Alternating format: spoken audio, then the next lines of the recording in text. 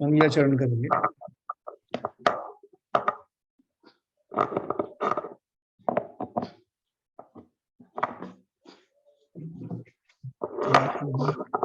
Mute कर देता हूँ सब।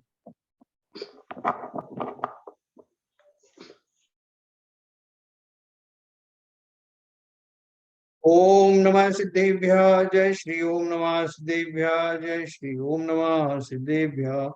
मंगलम भगवान वीरो मंगलम गौतमो गणी मंगलम कुंद कुंदाद्यो जयंदर्मोस्तु मंगलम। सर्वमंगल मांगल्यम सर्व कल्याणकारकम प्रधानम सर्वधर्माणां जैनम जयतु शासनम जैनम जयतु शासनम जैनम जयतु शासनम। ज्ञानानव ग्रंथ में 21वां अध्याय हम पढ़ेंगे आज। कल हमारा इंद्रिय विजय वाला जो अध्याय था वो समाप्त हुआ, तो आज अपन पढ़ेंगे 21वें अध्याय में एक नई चीज पढ़ने वाले हैं जो आपने पहले शायद ही कहीं सुना हो। इसका हेडिंग है त्रितत्व वर्णन। त्रितत्व माने तीन तत्वों का वर्णन। तो तीन तत्व कौन से हैं?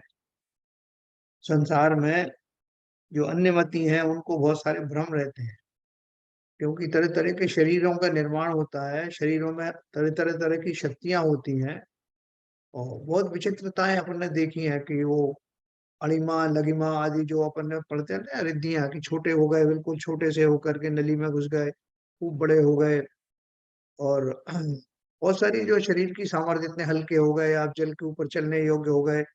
तो वो सारी जो शक्तियां हैं वो कहाँ से आती हैं?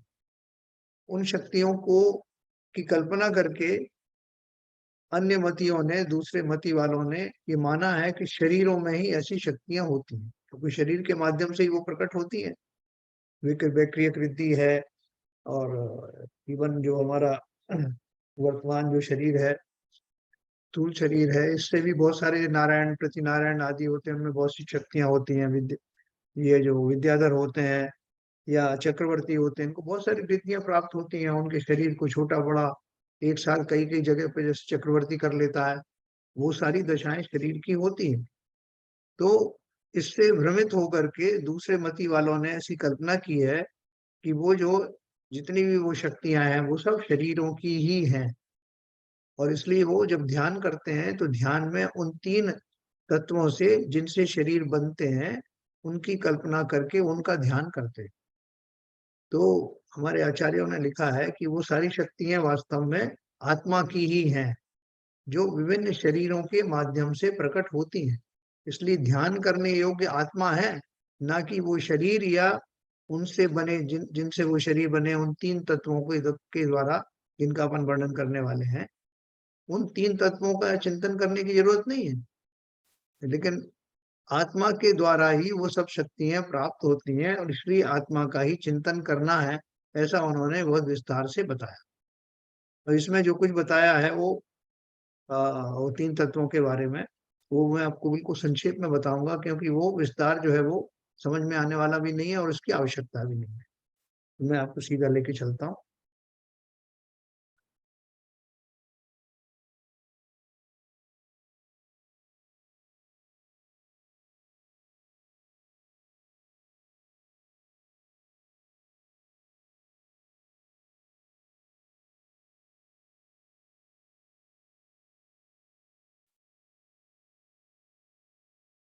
आगे तीन तत्वों के प्रकरण का प्रारंभ है, जिसका आशय यह है कि अन्य मति तीन तत्वों की कल्पना करके उनका ध्यान करते हैं और उस ध्यान से सर्व सिद्धि होना कहते हैं। इस कारण उनका भ्रम दूर करने के लिए आचार्य महाराज तीन तत्वों के व्याख्यान द्वारा कहते हैं, ये तत्व एक आत्मा ही की सामर्थ्य रूप है। यह आत्मा ध्यान के बल से अचिंत्य सामर्थ्य रूप हो चेष्टा करता है। इस आत्मा के अतिरिक्त अन्य कल्पना है, सो सब मिथ्या है। इस कारण आत्मा का सामर्थ्य वर्णन करते हैं, है ना। जैसे मैंने आपको बताया कि जो दूसरे मती हैं वो भ्रमित हो जाते हैं कि आत्मा के विविध स्वरूपों को देखकर, जिनमें उनको अलग अलग शरीरों की रचना प्राप्त होती है, अलग अलग उन सामर्थ्य वाले शरीर प्राप्त होते हैं। उन शरीरों के माध्यम से बहुत विचित्र विचित्र घटनाएं घटित होती हैं। कभी वो एकदम सूक्ष्म हो जाता है, कभी स्थूल हो जाता है, कभी पूरे वायुमंडल में छा जाता है, कभी वो वैकृत रिद्धि के द्वारा कुछ कुछ चीजें निर्मित करता हुआ पाया जाता है। तो ये सारी जो रिद्धियां सिद्धियां जो कुछ भी हैं, अन्य मत ये मानते हैं कि ये शरीरों की ही दशाएं हैं, शरीर में ही वो शक्तियां हैं। लेकिन वास्तव में वो शक्तियां आत्मा की हैं, वो जो विभिन्न प्रकार के शरीरों के माध्यम से प्रकट होती हैं। जैसे हमको कोई तलवार दे दे और तलवार के द्वारा किसी जीवों का घात हो जाए, और हम सर्वशक्तिमान उन तलवारों को माने या धनुष बाणों को माने, तो वास्तव में वो तो उपकरण है, लेकिन उनके द्वारा जिसे जो इनमें उनका प्रयोग कर रहा है, वो तो आत्मा ही है। तो इसलिए वो जो आत्मा का अगर ध्यान किया जाए तो वो समस्त शक्तियां उसमें ही गर्भित हो जाती हैं। वो सब तो पौद्गलिक चीजें हैं, लेकिन आत्मा के अंदर ही वो सब योग्यताएं भरी हुई हैं। इसलिए एकमात्र आत्मा का ही ध्यान करना योग्य है, और कहीं भटकने की जरूरत नहीं। तो ऐसा इस बात इसका जो सारांश है, वो तीन तत्व कौन से हैं उनका नाम अपन पढ़ेंगे, और उनका उन्होंने बहुत विस्तृत वर्णन जो किया है, जो उनकी कल्पना में है, जिसका वो ध्यान करते हैं, वो थोड़ा सा मैं आपको टच करूंगा। तो इस आत्मा के अतिरिक्त अन्य कल्पनाएं हैं, सो सब मिथ्या हैं, इस कारण आत्मा का सामर्थ्य वर्णन करते हैं। अयमात्मा स्वयं साक्षात गुण रत्न महानव है, सर्वज्ञ है, सर्वदृक, सार्वय परमेष्ठी निरंजन है। यह आत्मा स्वयं साक्षात गुण रूपी रत्नों का भरा हुआ समुद्र है, तथा यही आत्मा सर्वज्ञ है, सर्वदर्शी है, सबके हित रूप है, समस्त पदार्थों में व्याप्त है, परमेष्ठी यानी परम पद में स्थित है, और निरंजन है, अर्थात जिसके किसी प्रकार की कालिमा नहीं है। शुद्ध नय का विषयभूत आत्मा ऐसा ही है। क्या विशेषण बताया आत्मा के? यह आत्मा स्वयं साक्षात गुण रूपी रत्नों का भरा हुआ समुद्र है, तथा यही आत्मा सर्वज्ञ है। केवल ज्ञान होता है तो केवल ज्ञान में कौन कौन होता है सर्वज्ञ? कोई नई आत्मा का निर्माण थोड़ी होता है। आत्मा जो बेसिक बनी हुई है, जो आत्मा है, उसमें ही ये सर्वदर्शीपन गुण मौजूद है। ये बात अलग है कि वो प्रकट तब होता है जब सभी कर्मों की संतति सत्ता में से समाप्त हो जाती है। लेकिन सामर्थ्य तो है ना, वो गुण नहीं होता तो कहां से प्रकट होता? सबके हित रूप है, समस्त पदार्थों में व्याप्त है, परमेष्ठी यानी परम पद में स्थित है। समस्त पदार्थों में व्याप्त का अर्थ क्या है? पदार्थ अपन ने किसको कहे हैं? जो नौ पदार्थ कहे ना, तो नौ पदार्थ कौन से हैं? जिसमें वो सात तो तत्व हैं, जिसमें जीव किसी न किसी रूप में पाया जाता है ना। जीव, अजीव, आश्रव, संवर, आश्रव, बंध, संवर, निर्जरा और मोक्ष, इन सब में जीव द्रव्य पाया जाता है, जीव तत्व में पाया जाता है। और जो पुण्य और पाप है, उनका भी कर्ता के रूप में जीव ही तो है। ऐसे उन नौ पदार्थों में जो आत्मा व्याप्त है, और परमेष्ठी है। पांच परमेष्ठियों में जो परमेष्ठी पद किसको मिलते हैं? आत्मा को ही मिलते हैं। और निरंजन है। निरंजन का अर्थ क्या है? कि जिसके ऊपर कोई किसी प्रकार का कोई लेप, कोई कालिमा नहीं लग सके, ऐसा। जब हम बोलते हैं ना, बहुत सारे आजकल ऐसे मटेरियल आते हैं जिनके ऊपर कोई दाग धब्बे नहीं लगते, ऐसा है। अर्थात जिसके किसी प्रकार की कालिमा नहीं है, और शुद्ध नय का विषयभूत आत्मा ऐसा ही है। शुद्ध नय किसे कहते हैं, या निश्चय नय किसे कहते हैं? आत्मा के बारे में किए जाने वाले समस्त वर्णन वो शुद्ध नय में ही आते हैं। तो देखो अभी पढ़ेंगे पढ़ेंगे बहुत महात्मा बताया है आत्मा का, मतलब इतना अचिंत्य महिमा बताई। वैसे तो सभी धर्मों में आत्मा के बारे में चर्चा अवश्य आई है, किसी ना किसी रूप में। यहाँ तक कि जो मुस्लिम धर्म है, उसमें भी उसको रूह कह के पुकारा गया, कि आपकी रूह कांप जाएगी, ऐसी सर्दी है, तो बोलते हैं। तो वो सभी धर्मों में कहीं ना कहीं आत्मा का किसी न किसी रूप में वर्णन अवश्य आता है। दूसरा नंबर का देखेंगे अपन। तत्स्वरूप तत्स्वरूपम जानानो जनो अयम विधि वंचित है, विषयेषु सुखम वेत्ति यच्चात्मके विषय विषान्नवत्। उस आत्मा के स्वरूप को नहीं जानता हुआ यह मनुष्य कर्मों से वंचित हो इंद्रियों के विषयों में सुख जानता है, सो बड़ी भूल है, क्योंकि इंद्रियों का विषय विपाक समय में विष मिश्रित अन्न के समान होता है। कि उस आत्मा का जो जीव है वो स्वरूप जानते नहीं, है ना। और कर्म सिद्धांत को बीच में लाए बिना इंद्रियों के विषयों में सुख मानता है।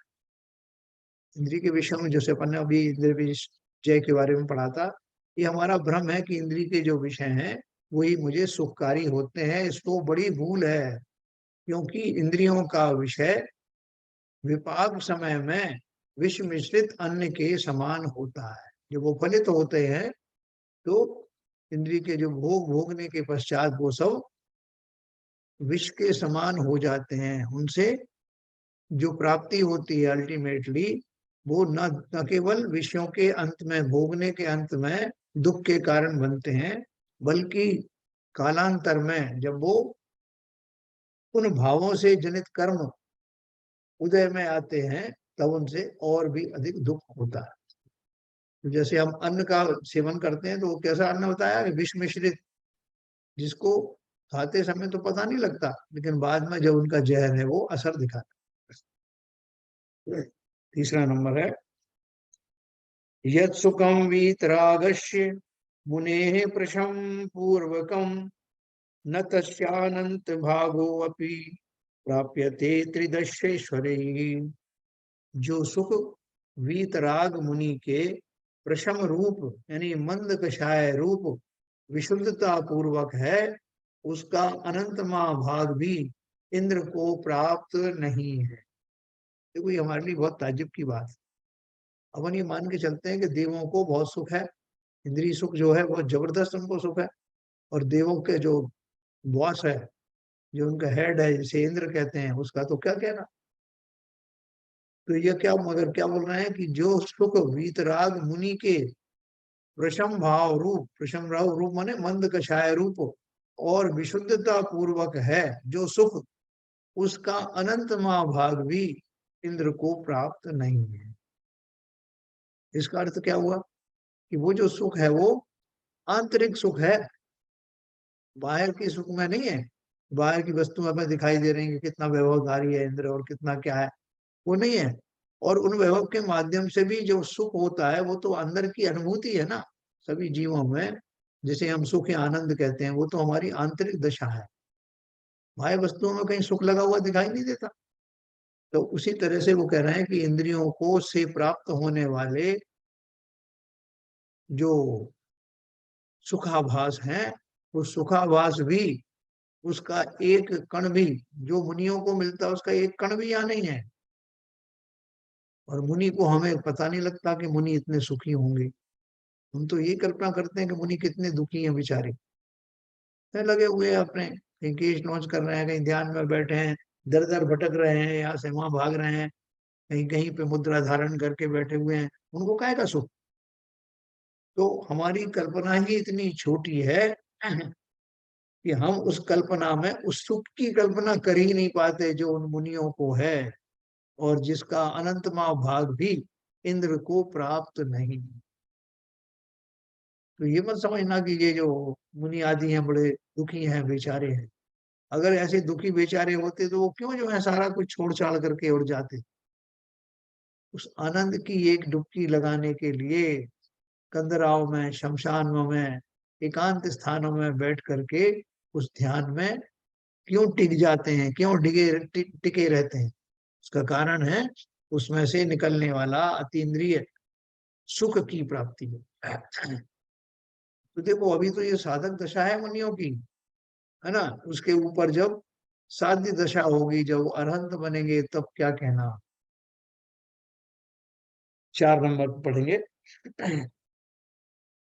अनंत बोध वीर आदि निर्मला गुण भी गुण गुणान स्वस्मिन्नेव स्वयं प्रज्ञा अपाश्य करणांतरम। अनंत ज्ञान अनंत वीर आदि गुण गुणी पुरुषों के द्वारा अपने आत्मा में ही अन्य इंद्रिय आदि की सहायता को छोड़ अपने आप ही खोजने चाहिए। ये क्या बोल रहे हैं? अनंत ज्ञान अनंत वीर आदि गुण गुणी पुरुषों के द्वारा अपनी आत्मा में ही खोजने चाहिए और अन्य इंद्रियों की सहायता के बिना मतलब ये जान करके कि वो वास्तव में इंद्रिय आदि का जो है कोई आलम्बन है नहीं, वो उपकरण बाह्य उपकरण है।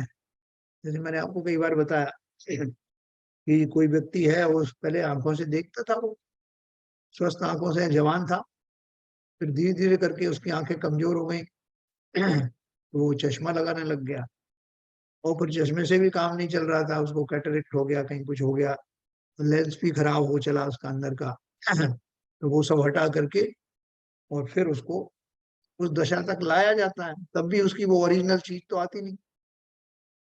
तो ये सारे उपकरण का उपयोग इसलिए किया जा रहा है कि ओरिजिनल नहीं तो ओरिजिनल जैसी जो है दृष्टि तो हो जाए।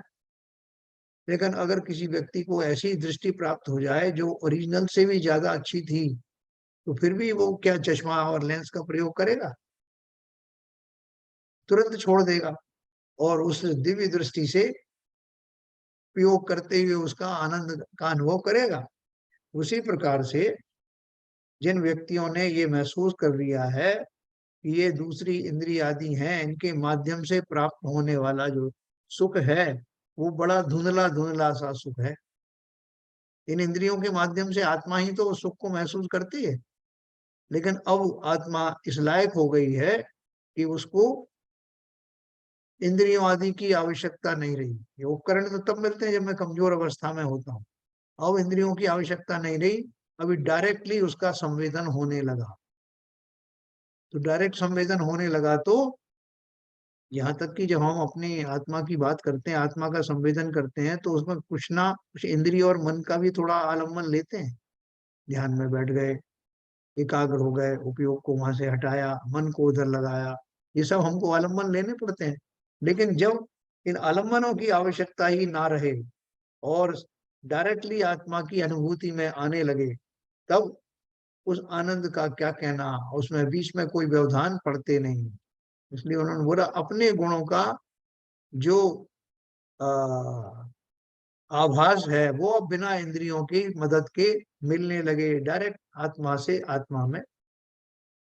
इसलिए मैंने बोला अनंत ज्ञान अनंत वीर आदि गुण गुणी पुरुषों के द्वारा अपने आत्मा में ही अन्य इंद्रिय आदि की सहायता को छोड़ अपने आप ही खोजने चाहिए। अपने आप ही मतलब आत्मा ही तो ज्ञाता है, आत्मा में ही वो गुण है, इसलिए कोई इंद्रियों की आवश्यकता उसमें पड़ती नहीं। 5वां नंबर है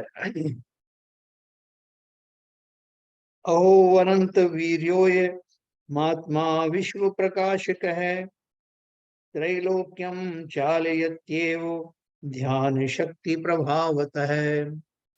ओ देखो, यह आत्मा अनंत वीर्यवान है तथा समस्त वस्तुओं को प्रकाशित करने वाला है तथा ध्यान शक्ति के प्रभाव से तीनों लोकों को भी चलायमान कर सकता है? देखो भावार्थ में भी ये लिखा है, मुनि जब ध्यान करते हैं तब तीनों लोकों के इंद्रों के आसन कंपायमान होते हैं, अथवा ध्यान के फल से जो कोई जीव तीर्थंकर पद प्राप्त करता है उसका जन्म होने के समय तीनों लोकों में शोभ होता है। उनने सुना ना कि जो भगवान जो है जब गर्भ में आते हैं तब आसन कंपायमान होते हैं इंद्रों के, ये जन्म होता है तब आसन कंपायमान होते हैं, या केवल ज्ञान होता है तब कंपायमान होते हैं।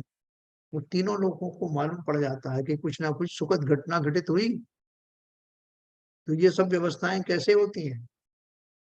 आत्मा में ऐसी अत्यंत शक्ति है अब देखो, मैंने आपको बताया था कि एक महाभारत का आपने सीरियल देखा होगा, तो उसमें उसमें एक पात्र होता है जो समुद्र के किनारे बैठ करके और ध्यान करता है। तो जैसे ही उसको ध्यान की सिद्धि होती है, उसमें बताया, तो पूरा जो समुद्र में ऊंची ऊंची लहरें उठने लगती हैं, पूरा समुद्र में खलबली मच जाती है उसके किनारे पे बैठा हुआ, मतलब उसके वाइब्रेशन इतने तगड़े होते हैं जब वो ध्यान उसका पराकाष्ठा पर पहुंच जाता है। और दूसरे जो मती हैं, उन्होंने बहुत सारी कल्पनाएं की हैं। आपने उनकी कहानियां पढ़ी होंगी कि फलाने आदमी ने ध्यान लगाया और वो तपस्या और ध्यान के प्रभाव से इंद्र का आसन कांप उठा, और इंद्र को लगा कि ये मेरा स्थान ये ग्रहण कर लेगा, मेरा पद जो है खतरे में पड़ गया है, इसलिए वो उसको डिगाने की कोशिश करता है। ऐसी उनकी कहानियां बहुत चलती हैं।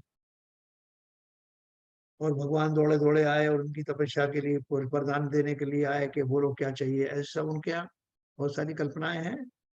तो यहाँ सिर्फ इतना कहा जा रहा है कि ध्यान वो अवस्था है, उसमें असीम शक्ति है।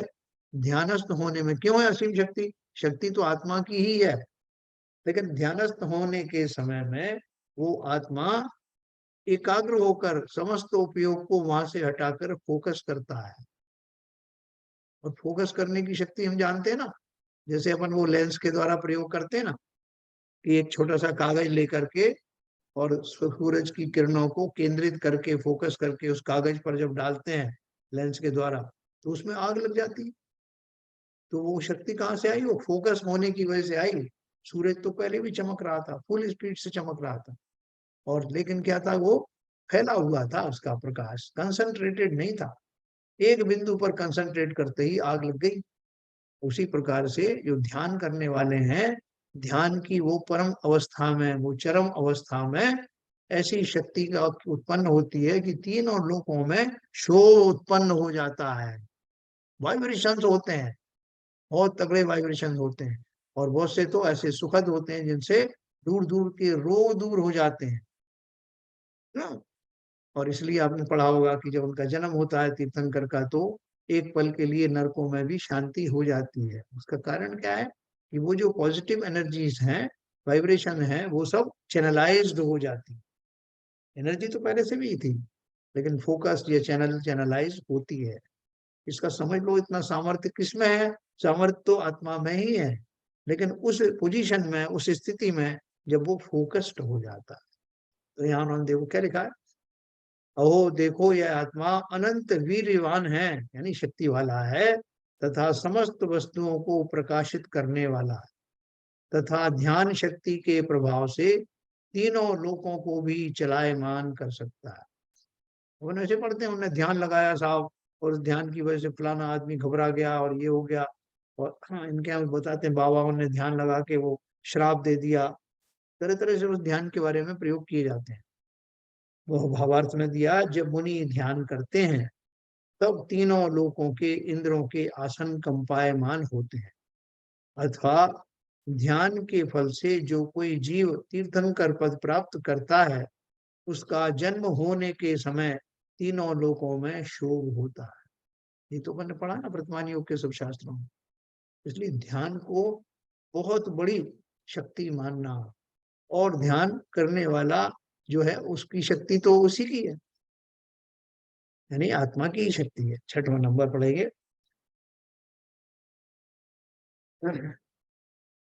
अश्य वीर्यमहं मन्ये योगिनामप्यगोचरम् यत्समाधि प्रयोगेण स्फुरत्यव्याहतं क्षणे। आचार्य महाराज कहते हैं कि इस आत्मा की शक्ति को मैं ऐसा समझता हूँ कि वह योगियों के भी अगोचर है, क्योंकि वह समाधि ध्यान में लय स्वरूप के प्रयोगों से क्षण मात्र में अव्याहत प्रकाश होती है। भावार्थ है, अनंत पदार्थों के देखने जानने की शक्ति प्रकट होती है? देखो ये जो पहली लाइन जो उन्होंने दी, वो क्या दिया है? आचार्य महाराज कहते हैं कि आत्मा की शक्ति को मैं ऐसा समझता हूँ कि वह योगियों के भी अगोचर है। मतलब योगियों को भी पता नहीं है कि वो शक्ति कैसी है। वो कब प्रकट होती है? जब वो ध्यानस्थ होते हैं, तब वो शक्ति उनकी प्रकट होने लगती है, क्योंकि वह समाधि ध्यान में लय स्वरूप के प्रयोगों से क्षण मात्र में अव्याहत प्रकाश होती है। आपने देखा बहुत सारे लोग वो मंत्रों का प्रयोग करते हैं और लकड़ी जला के रखे यज्ञ वगैरह में, लकड़ियां वगैरह सब अरेंज की और ध्यान पढ़ करते करते वो एक श्लोक पर्टिकुलर पढ़ते पढ़ते अग्नि लग जा आग लग जाती है उस लकड़ी में, एकदम ज्वाला भड़क उठती है। पहले से वो आग दिखाई नहीं दे रही, लेकिन अचानक से पर्टिकुलर जो श्लोक को पढ़ते हैं उस ध्यान की मुद्रा में तो वो प्रकट हो जाती है। ऐसा इनका दूसरे मतों के ऋषियों को भी दिखाया गया है उनके यज्ञ करते हुए। तो यहाँ उनका कहने का तात्पर्य यही है कि वो जो अत्यधिक शक्ति से युक्त जो योगी स्वयं है, उस योगी को भी वो शक्ति सामान्य दशा में दिखाई नहीं देती, लेकिन जब वो ध्यान या समाधि की दशा में होते हैं तब वो शक्ति अचानक से प्रकट होकर के सामने आ जाती है। यानी ये जो कुछ भी बात कही जा रही है आप उसको अप्रिशिएट करके देखें, उसकी कल्पना करके देखो कि कितनी शक्ति भरी हुई है। संसार की कोई शक्ति और है ही नहीं। समस्त पदार्थों में जो भूमंडल पर विद्यमान है, पुद्गल आदि हैं, वो सब इससे प्रेरित होते हैं आत्मा की शक्ति से। इसलिए उन जिन जिन शरीरों में जिनका अपन वर्णन पढ़ने वाले हैं, वो जिन जिन बड़े बड़े शरीरों के माध्यम से, विलक्षण शरीरों के माध्यम से प्रकट होती है, वो वास्तव में आत्मा की ही शक्ति है। 7 नंबर पे, अयमात्मा स्वयं साक्षात परमात्मेति निश्चय है, विशुद्ध ध्यान निर्धूत कर्मेंधन समुत्कर है। जिस समय विशुद्ध ध्यान के बल से कर्म रूपी ईंधनों को भस्म कर देता है, उस समय यह आत्मा ही स्वयं साक्षात परमात्मा हो जाता है, यह निश्चय है। देखो 12वें गुण स्थान तक तो साधक है, छद्मस्त है, तो बोल रहे हैं अभी उसकी जो शक्तियां हैं उनका प्रकट होना चल रहा है, जारी है। 12वें गुण स्थान तक वो कैसी प्रकट हुई थी कि उसके द्वारा समस्त प्रकार के जितने कर्म थे वो सब सत्ता में से चले गए और शनै शनै वो जीव बढ़ रहा है उस दशा की ओर जब उन शक्तियों का क्लाइमेक्स आने वाला है। यहाँ क्या कहा, जिस समय विशुद्ध ध्यान के बल से कर्म रूपी ईंधनों को भस्म कर देता है, 12वें गुण स्थान के अंत में आने वाला है, जहां उसकी साधक दशा समाप्त होगी, होगी साधना पूरी, समाप्त हो गए सारे सत्ता में बैठे हुए कर्म, और अब जो मुख्य रूप से 4 कर्मों की बात है, और अब जो दशा प्रकट होने वाली है उसी को अरहंत कहते हैं। जिस समय विशुद्ध ध्यान के बल से कर्म रूपी ईंधनों को भस्म कर देता है, उस समय यह आत्मा ही स्वयं साक्षात परमात्मा हो जाता है ना। यह निश्चय है। उस समय तक तो उसका जो चिंतन है उसमें अभी अधूरापन है कि वो स्वयं परमात्मा नहीं हुआ है, लेकिन परमात्मा होने की शक्ति रखता है, इस उस कल्पना से उसका चिंतन चलता रहता है। और यथा योग्य चारित्र की प्राप्ति होते ही 12वें गुण स्थान के अंत में वो स्वयं ही जो वो सोचता है, जो चिंतन करता है कि मैं ऐसी शक्ति का धारी हूँ, भले ही बुद्धि पूर्वक वो भाव आता है, तो वहां जाकर के वो पूर्ण हो जाता है और वो परमात्मा बन जाता है। ऐसी अभूतपूर्व शक्ति का धारी आत्मा किसी और शक्ति का मोहताज नहीं है ना, स्वयं साक्षात परमात्मा हो जाता है, यह निश्चय है। अगला पढ़ेंगे 8वां।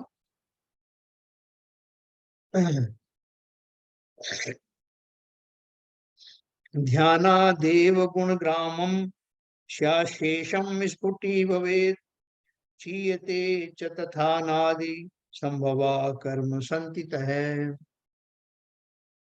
इस आत्मा के गुणों का समस्त समूह ध्यान से ही प्रकट होता है तथा ध्यान से ही अनादि काल की संचित की हुई कर्म संतति नष्ट हो जाती है। देखो जो ध्यान की जो महिमा है, बाहर में तो जो लोग ध्यान ध्यान चिल्लाते रहते हैं, साहब आपने ध्यान किया कि नहीं, साहब आज मेडिटेशन किया कि नहीं, साहब वो नहीं, साहब मैंने 20 मिनट किया, उन्होंने फलाने ने इतना किया।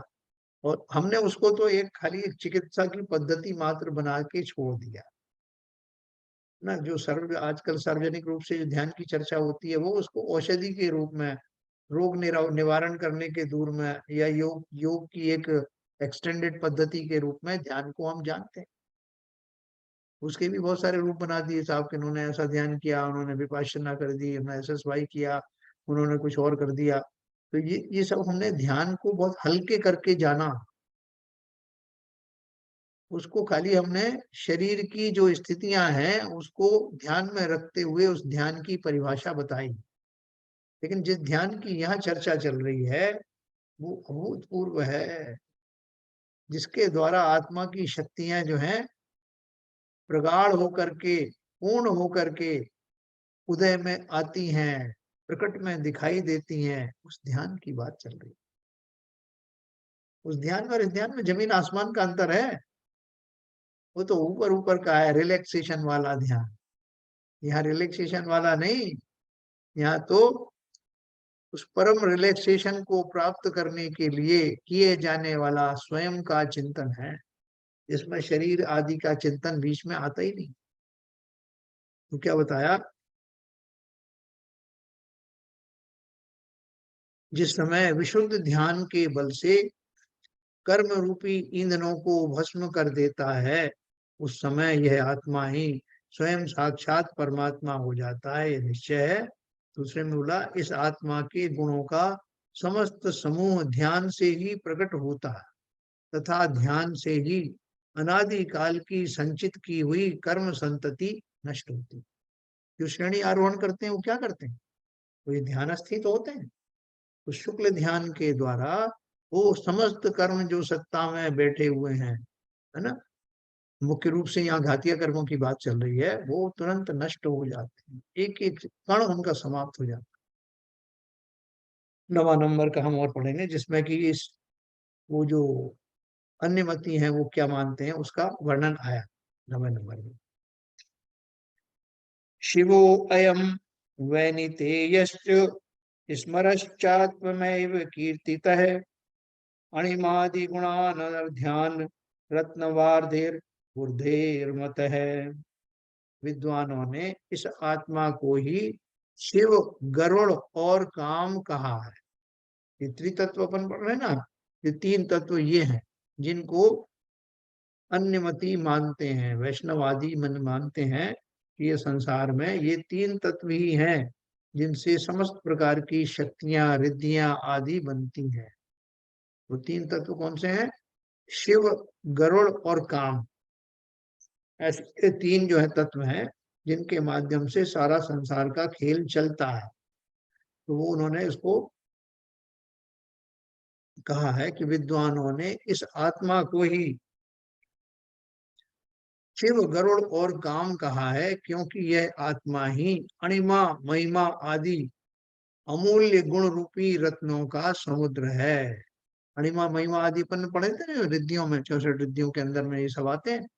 अणिमा माने जो है, जो छोटा बन जाना और बड़ा बन जाना और व्यापक हो जाना, ये सब अपन ने पढ़ा।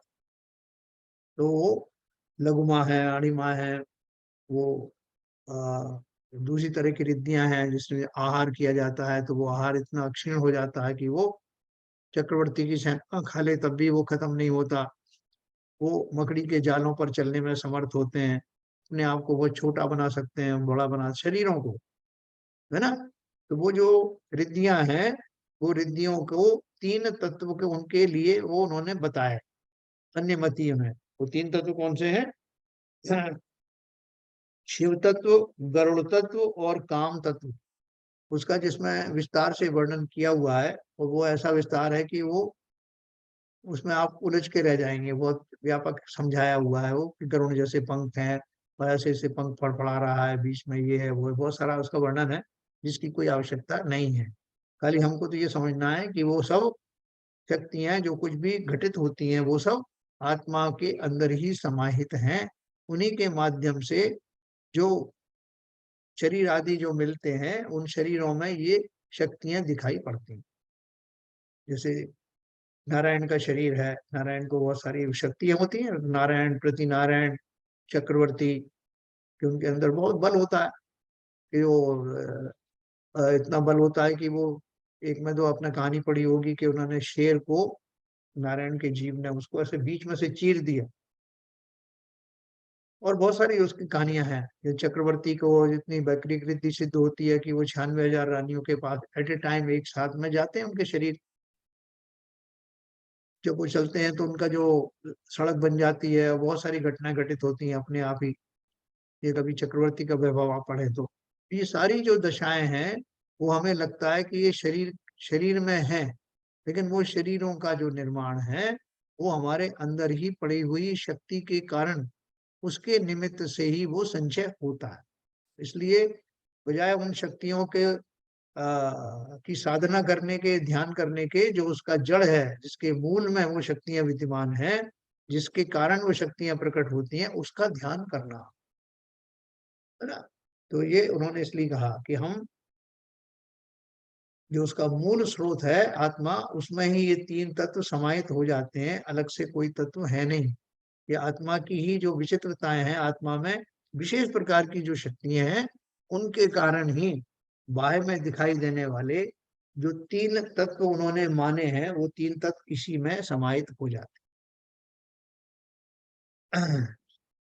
शिव तत्व, गरुड़ तत्व और काम तत्व जो अन्यमति ध्यान के लिए स्थापन करते हैं, सो आचार्य महाराज कहते हैं कि यह आत्मा ही की चेष्टा है, आत्मा से भिन्न अन्य कोई पदार्थ नहीं है।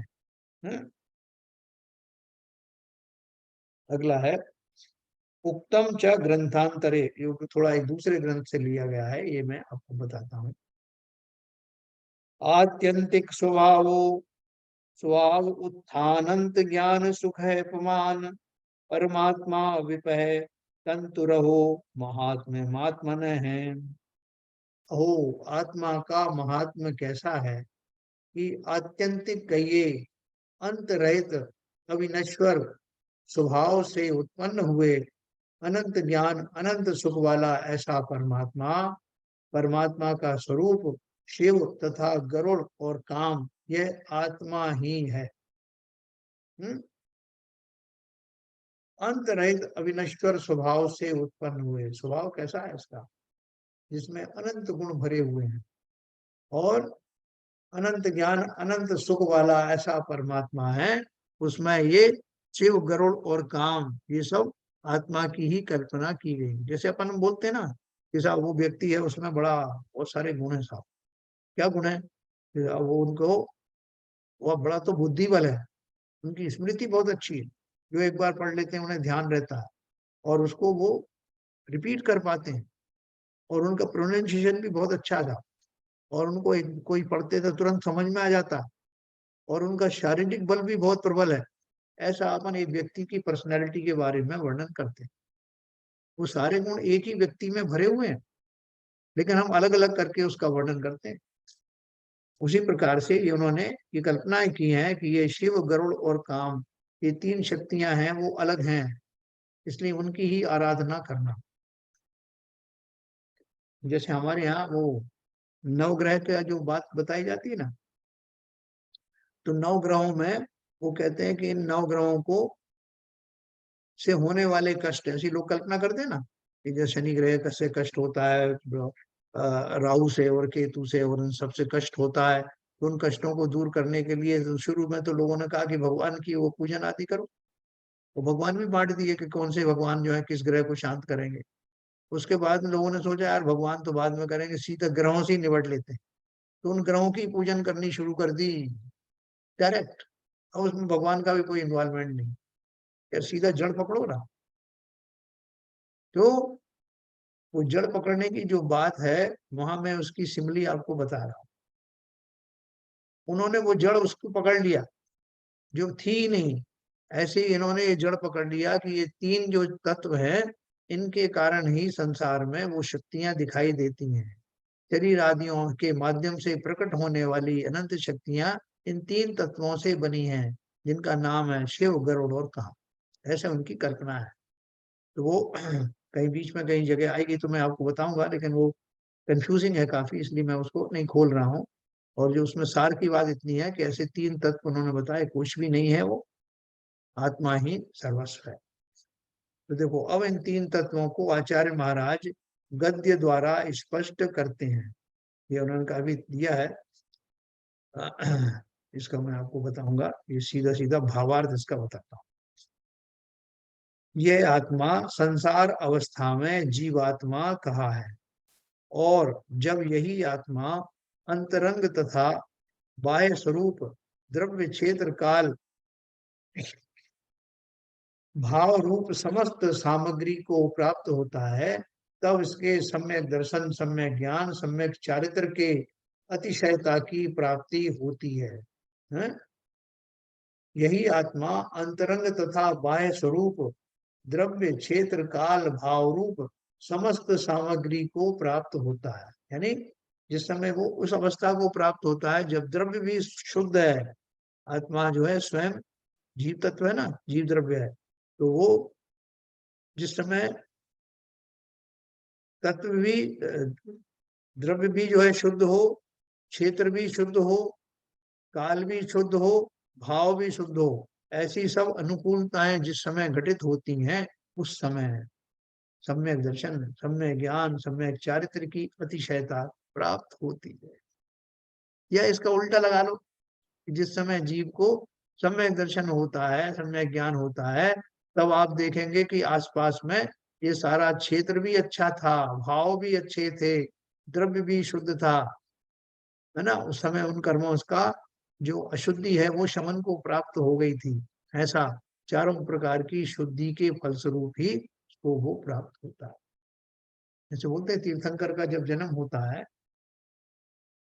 तो जितने भी वो ग्रह होते हैं, जो शुभ ग्रह होते हैं, वो सब एक लाइन में जाकर के वो स्थित हो जाते हैं। जो जो बेस्ट बेस्ट जो स्थिति होती है उन ग्रहों की, वो उस दशा में होते हैं जिस समय उनका जन्म होता है। तो उन्होंने जन्म इसलिए ये देख के नहीं लिया कि सब ग्रहों को पहले सुव्यवस्थित कर दो तब मैं जन्म लूंगा, नहीं। निमित्त नैमित्तिक संबंध है। जिस समय उनका जन्म होता है सारे ही वो ग्रह यथा योग्य दशा में प्रकट होते हैं, जैसा उनका लाइन अप हो जाता है। ऐसे ही यहाँ जिस समय जीव को सम्यक दर्शन, ज्ञान, चारित्र की प्राप्ति होती है, रत्नत्रय की प्राप्ति होती है, उस समय बाह्य में ये सारी घटनाएं भी घटित होती हैं। अर्थात द्रव्य क्षेत्र काल और भाव, इनकी जो जो बेस्ट उनकी जो कंडीशन होती है वो प्रकट होती है ना। दोनों का निमित्त नैमित्तिक संबंध। उसके साधन से मोह का क्रम से अभाव होने पर शुक्ल ध्यान प्रकट होता है। देखो ये रहस्य समझना, जब शुक्ल ध्यान होता है, आपने कहने में तो ऐसी क्या कह देते साहब उनको शुक्ल ध्यान प्रकट हो गया, लेकिन वो कैसे हो रहा है? बोल रहे हैं कि ये जो सम्यक दर्शन, सम्यक ज्ञान, सम्यक चारित्र जब प्राप्त होता है तो उनकी प्राप्ति के का साथ साथ ही मोह का क्रम क्रम से अभाव होने पर शुक्ल ध्यान प्रकट होता है। कौन सा वाला शुक्ल ध्यान प्रकट होता है? दूसरा वाला। पहले वाले शुक्ल ध्यान से तो श्रेणी आरोहण होता है, दूसरे शुक्ल ध्यान के द्वारा वो 12वें गुण स्थान तक जाकर के जीव अरहंत बन जाता है। मोह खत्म हो जाता है 10वें गुण स्थान में। उस शुक्ल ध्यान के प्रभाव से घातिया कर्मों का नाश होने पर अनंत चतुष्टय प्रकट होता है। अनंत चतुष्टय के धनी तुम ही हो सरताज, मुक्ति बधु के कंत तुम, तीन भुवन के राज। इस प्रकार आत्मा परमात्मा बन जाता है, और इसी को शिव व शिव तत्व कहते हैं। यह शिव तत्व का स्वरूप कहा गया है। हाँ? तो मैं आपको कल ये गरुड़ तत्व और जो दूसरा काम तत्व है उसके बारे में थोड़ा सा बताऊंगा, जो उन्होंने अन्य मत वालों ने जिसकी कल्पना की है। तो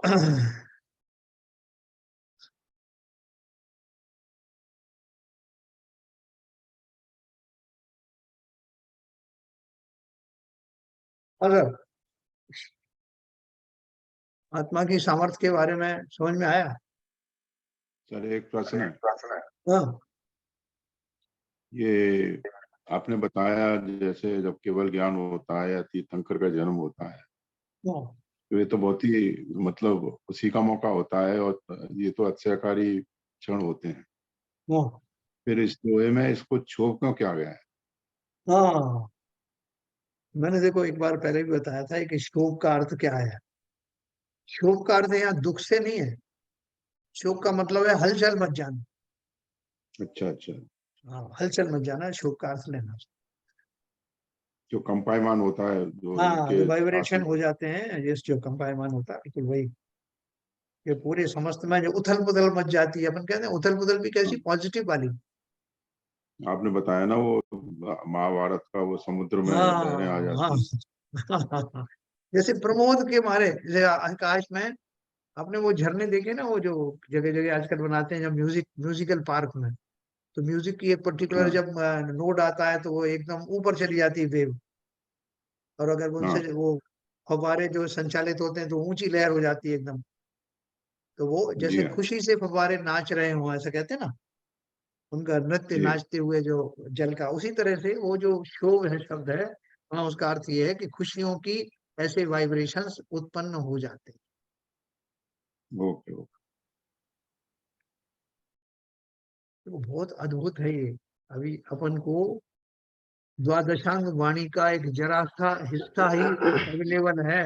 नहीं उस साहब, ये द्वादशांग थोड़ा अर्थ अर्थ जवाब नहीं सर एक्चुअली। है। अब जैसे आसन अर्थ मतलब पूरा समझ में नहीं आया आपने जो बताया एक्चुअली। कौन अब सा वाला? आसन कंपाइनमेंट होना, इसी के बारे में जो एक्चुअली मेरे को भी यही डाउट था, मैंने बीच में हैंड रेज किया था इसी के लिए। हाँ, हाँ, हाँ, हाँ, तो आपने तो सेम क्वेश्चन शिवजन साहब ने पूछा है। हाँ, हाँ, अब हाँ, आसन कंपाइनमेंट होना, अब हम तो ये बोलते हैं कि जब ये तीर्थंकर गर्भ में आते हैं तभी ये खुशी मनाते हैं, और इन जन्म के समय आते हैं और इंद्राणी जो है इनको ले जाते हैं और अभिषेक करते हैं, तो इनका आसन कंपाइनमेंट क्यों हो रहा है? हाँ, आसन को कंपाइनमेंट क्या होने खतरा का हो गया? नहीं, खतरा नहीं है। वही मैं आपको बता रहा हूँ कि जैसे हम एक टेलीफोन का इंतजार कर रहे हैं, दो दो चार व्यक्ति बैठे हुए हैं, उनको मंत्री बनाया जाना है। मंत्री बनाया जाना है, वो टेलीफोन के पास बैठे हुए हैं और टेलीफोन पे इंतजार कर रहे हैं कि कब घंटी बजे। और घंटी बजते ही उनकी खुशी जो है वो चौगनी हो जाती है कि मुझे मंत्री बनाया जाएगा, उस बात के लिए फोन आने वाला था। और जैसे ही आया, वो घंटी के वाइब्रेशन हुए और उसकी आवाज भी आई, वो उनको सुखी करने वाली है कि दुखी करने वाली है? वो उसका प्रतीक्षा कर रहे थे, घंटी बजे, वो वाइब्रेशन आए, फोन भी कांपे और मैं भी खुशी से नहा जाऊं। चलो साहब, आ गया फोन। क्या बात पर फोन आया? कि बस वो मुझे मंत्री बनाया जाना है। उसी प्रकार की जो सुखद घटनाएं हैं, ऐसे सुखद वाइब्रेशंस उनके सिंहासनों में घटित होते हैं, जिनसे डर नहीं लगता, बल्कि सुखद अनुभूति होती है कोई सुखद घटना घटित हुई। वो कंपायमान हम्म। होना एक शब्द कॉमन है, लेकिन उसका अर्थ यहाँ पॉजिटिवली लेना। ठीक है, वो इसी तरह शोक का शब्द का अर्थ यहाँ ऐसी कंपायमान होने का है। देखो मैं एक आपको एक जस्ट एक कहानी सुनाता हूँ छोटी सी। ये मेरे फादर का ऑपरेशन हुआ था यहाँ जसलोक ऑपरेशन में, हार्ट का ऑपरेशन हुआ। तो वो उनके यहाँ कैंपस में वो परिजनों को ठहरने देते हैं। और उसके बाद में जब उनका एक वो आया, अनाउंसमेंट हुआ कि फला फला जो है, जो पेशेंट है, उसके जो भी परिजन है, वो तुरंत यहाँ आ जाए, 14वीं मंजिल पे या कहीं। और वहां पर पहुंच करके उन्होंने बताया कि ऑपरेशन जो है सक्सेसफुल हो गया। तो बहुत सारी बातें बताई, बहुत खुश थे हम अनाउंसमेंट सुन करके। वहाँ जब उन्होंने अनाउंसमेंट किया तब नहीं बताया कि क्या किस लिए बुलाया जा रहा है, ऊपर आ जाएंगे, तो वहां जाके उन्होंने वो खुशखबरी दी। दूसरी बार क्या हुआ कि वो ऑपरेशन फेल हो गया। तो उन्होंने फिर वो वैसे ही उन्होंने अनाउंस किया कि वो फला फला के परिजन जो है वहां पर आ जाए। तो हम लोग गए तो उन्होंने हमको वो दुखद खबर सुनाई कि वो ऐसा ऐसा हो गया। तीसरी बार फिर उन्होंने ऐसे ही अनाउंस किया जब वो ठीक हो गया। हमने कहा आप जो एक ही तरह का जो अनाउंसमेंट करते हैं, हम तो डर गए कि पता नहीं क्या हुआ इस बार। और उन्होंने ऊपर आके बोला कि वो होश में आ गए हैं और उनको बच्चों को देखने की इच्छा है। तो हमने कहा तुमने ऐसा अनाउंसमेंट क्यों किया जिसमें हम डर गए? तो उन्होंने कहा भैया हमारे पास एक ही तरह का अनाउंसमेंट है कि उसके परिजन लोग यहाँ आ जाए। हमारे अलग से थोड़ी कहते हैं कि आप खुशी के मारे आ जाओ, आप दुख के कारण आ जाओ। तो एक ही तरह का है। तो हमको समझ में आया कि बात तो बात सही है। उसी तरह से यहाँ जो कहा जा रहा है कि आसन कंपायमान हो गए, कंपायमान दो तरह से हो सकते हैं, एक तो कोई खतरे की घंटी हो और या एक कोई सुखद घटना घटित हो। तो यहाँ इसको संपूर्ण रूप से सुखद घटना के रूप में मानना। ठीक है सर। जी। हाँ, मतलब वो आनंद की जो है भेरी बज गई। अब जैसे दुंदुभी बजती थी, दुंदुभी बजने में कैसे होता है कि आकाश में नाद होता है। आकाश का नाद कैसे होता है कि जैसे कि वो मेघ गरज रहे हो। तो अभी अपन बादल गरजते हैं, अपन डर जाते हैं, अरे साहब बहुत बादल गरज रहे हैं, बिजली चमक रही है। और वो जो गर्जन ऐसी होती है कि जैसे सुखद अनुभूतियां होने लगती है लोगों को, ओ आनंद भेरी बज रही है। तो खाली अपनी समझ की बात है, क्योंकि वो कहा इस तरह से जा रहा है, लेकिन वो सुखद अनुभूति देने वाले वाइब्रेशंस है। ठीक है सर। आपका क्वेश्चन बिल्कुल वाजिब है, क्योंकि हम उन शब्दों का एक तरफा अर्थ ही जानते हैं। इसी तरह शोक का अर्थ है, शोक का शब्द का अर्थ होता है हलन चलन होना। तो हलन चलन, हमारे चित्त में हलन चलन होती है, हम उस शोक को बुरे सेंस में ही लेते हैं। लेकिन हम हमारे खुशी के साथ वो आदमी जो है पागल हो गया, ऐसे बोलते हैं ना, तो पागल होना यहाँ तो बुरा शब्द है, लेकिन खुशी से पागल होना अच्छा माना जाता है। कुछ क्लियर कर पाया मैं आपको? तो देखो ये जी, ठीक। आत्मा, आत्मा की अनंत शक्तियां हैं। आप उनको एकांत में बैठ करके उसके बारे में चिंतन करेंगे, या जिस समय अपना ये चर्चा चल रही है उसमें आप बिल्कुल रस लेंगे, तो आपको बहुत ताज्जुब होगा कि कितने अनंत गुण, अनंत शक्तियों का धारी मैं, शक्तियों का संग्रहालय कहा इस आत्मा को। का धारी होते हुए भी मैं दुखी हूँ। क्यों दुखी हूँ? क्योंकि मुझे उन शक्तियों का एहसास है नहीं। संसार में घटित होने वाली जो घटनाएं हैं, उनकी नश्वरता को देखते देखते मैं संसार से ही ऊब चला हूँ। क्या धरा है साहब संसार में, और दुखी दुख है साहब। लेकिन उन दुखों के बीच में सुख से भरा हुआ मैं, उस कवच को ओढ़े हुए जहां मुझे स्वयं की शक्तियां दिखाई नहीं देती, पागल सा घूम रहा हूं, दुखी हो रहा हूं। संसार में प्राप्त होने वाले सुख और दुख दोनों में ही, उन सुखाभासों में भी वास्तव में मैं सुखी हूं कहाँ। लेकिन वो सुख की जब आत्मा के में बारे में बताया जाता है, उसमें विश्वास करने मात्र से ही मैं सुखी होने लगता हूँ। ये कोई चिंता की बात नहीं है। आपको कोई कहे कि माता जी ने कहा कि बेटा तुमको मैंने एक मंत्र पढ़ दिया है, तुम अजेय हो गए हो, कहीं भी चले जाना, घबराना मत, तुम्हारा बाल बांका नहीं हो। मैं चला जाता हूँ, लेकिन फिर भी अभी बाहर से डर लगता है, क्योंकि विश्वास नहीं है ना उस मंत्र के ऊपर। तो जाता हूँ सबसे हटता बचता हुआ, डरता हुआ, लोग मेरे ऊपर प्रहार करते हैं तो मैं घबरा जाता हूँ। लेकिन एक दूसरा व्यक्ति है जिसको विश्वास है कि उसका कुछ नहीं होगा, वो बेधड़क होकर के चला जाता है कि करो प्रहार कितना करते हो, मेरा कुछ होने वाला नहीं। वो कभी दुखी होता ही नहीं।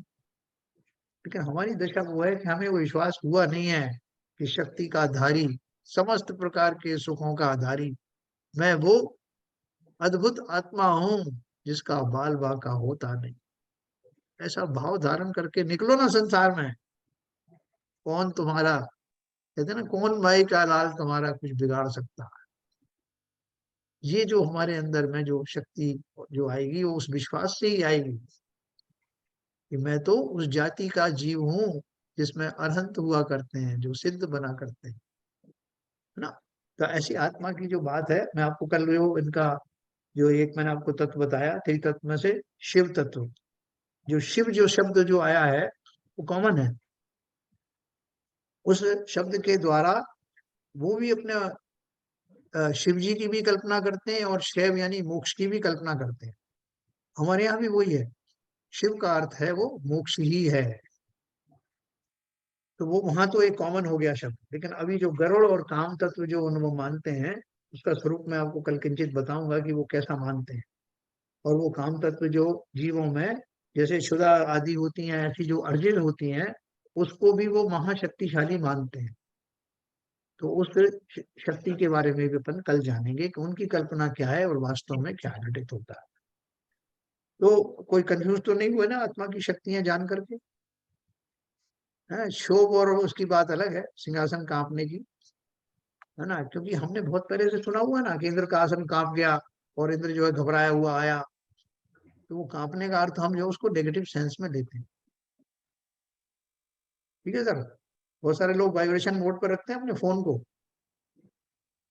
उसमें पूछते हैं, ऑप्शन आता है, आप वाइब्रेशन मोड चाहते हैं क्या? बहुत से चाहते हैं। क्यों चाहते हो भाई? अगर वो नेगेटिव ही है तो जैसा हम अलर्ट हो जाए, इसलिए वो अलर्ट के लिए ही है।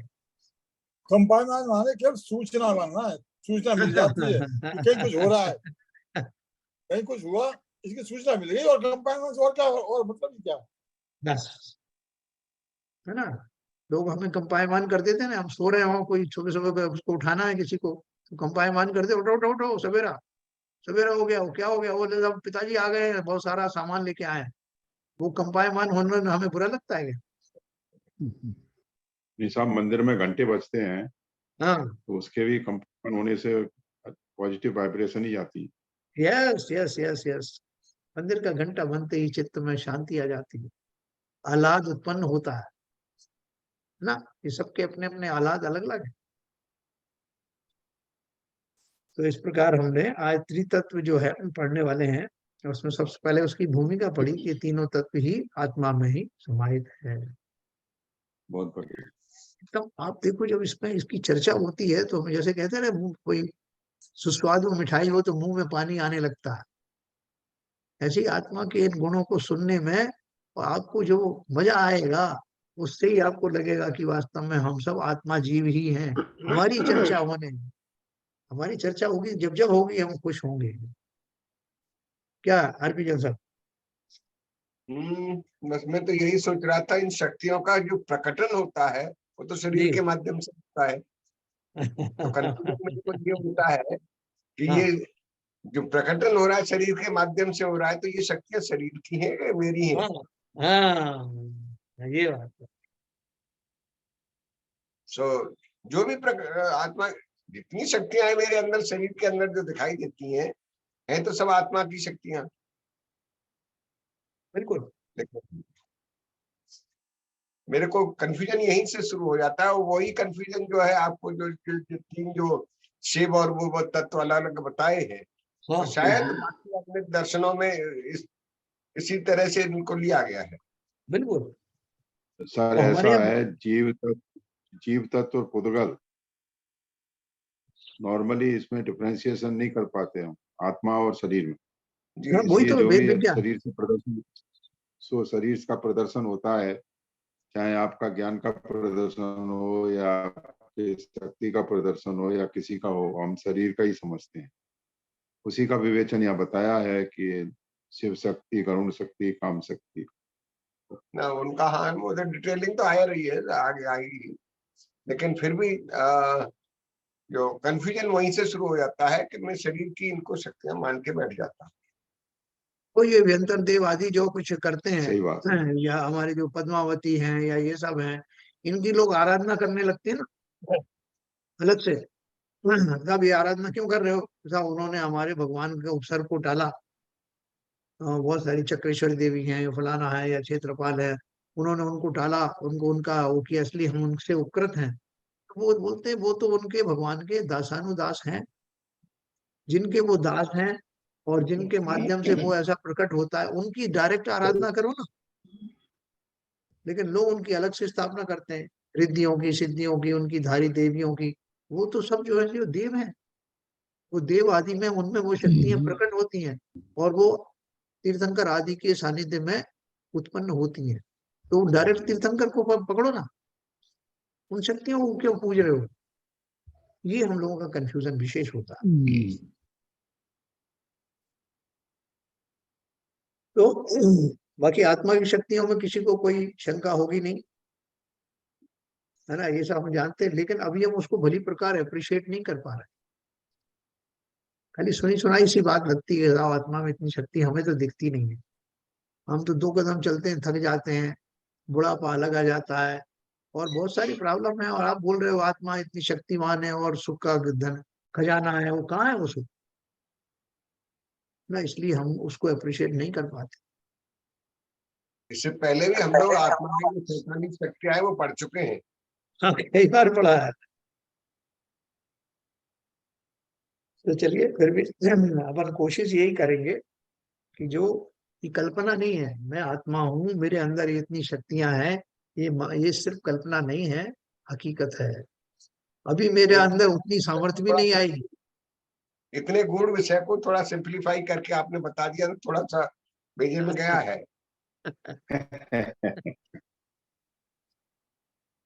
क्योंकि विषय तो बहुत गूढ़ है।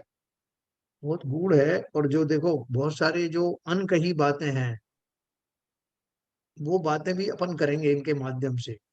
जो द्वादशांग वाणी में जो इंद्रधनुष या माया आदि कर करके अलग अलग जो उसके अध्याय हैं, उसमें ये संसार में दिखाई देने वाली ये चीजें कैसे घटित होती हैं, तो बहुत विस्तार बताया गया है। अभी तो वो कुछ उपलब्ध ही नहीं है। अपन तो मोटी मोटी बात कह देते हैं, सब ऐसा कर्म सिद्धांत है, जिसने ऐसा किया वैसा होता कैसे है, उसका पूरा मैकेनिज्म ये सब बताया गया है भली प्रकार से।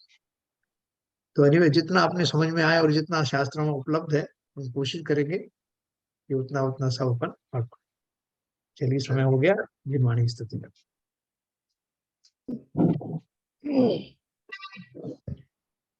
मिथ्यात्म नाश वे को ज्ञान के प्रकाश वे को आप पर भास वे को भानु सी बखानी है। छहो द्रव्य जान वे को बंध विधि भान वे को सपर पिछान वे को परम प्रमानी है। अनुभव बताए वे को जीव के जताए वे को काहू न सताए वे को भवे और आनी है। जहाँ तहाँ तार वे को पार के उतार वे को सुख विस्तार वे को यही जिन वाणी है। हे जिनवाणी भारती तो है जो पूजन रैन, जो तेरी शरण गए सो पावे सुख चैन। जा वाणी के ज्ञान से सूझे लोकालोक, सो वाणी मस्तक धरो सदा देते हैं धो, सदा देते हैं धो। जिनवाणी माता की जय। जय।